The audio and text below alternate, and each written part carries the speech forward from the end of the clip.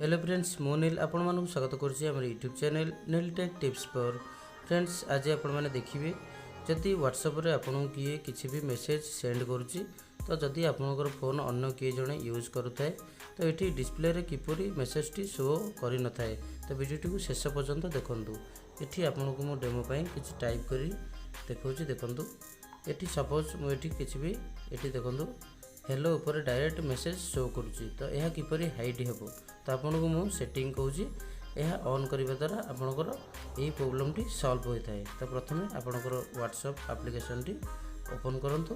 ये ओपन करने पर आप सिंपली थ्री डॉट उपर राइट साइड ऊपर क्लिक करी सेटिंग्स ऊपर क्लिक करंतु। ये आपको आसीज प्राइवेसी तो आप प्राइवेसी ऊपर क्लिक कर दिंतु। ये तलक स्क्रोल कलापर आपन को आसीज फिंगरप्रिंट लॉक तो आप देखिपे ये मोर डिसेबल अच्छी तो ये फिंगरप्रिंट उपर क्लिक करूँ एवं यह अनेबल कर दिंतु। आप देखिपे ये आपन को आपणकर फिंगर टी देगी यह ऑन करने को पड़ता है।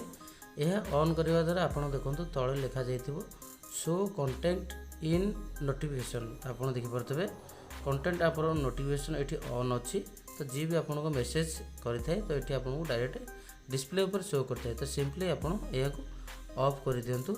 ऑफ करने पर आप देखूँ सिंपली किए भी जड़े किसी भी आपको टाइप कला आप देखूँ ये सिंपली किए जड़े आपको मेसेज कलापर आपको यही टाइप देखा व्हाट्सएप 5 मेसेज न्यू मेसेज आप देखिपे ये व्हाट्सएप न्यू 5 मेसेज तो यही टाइप आपको शो करता है। ये थी आज वीडियो किपरि आपणकर प्राइवेसी सिक्योर होउची।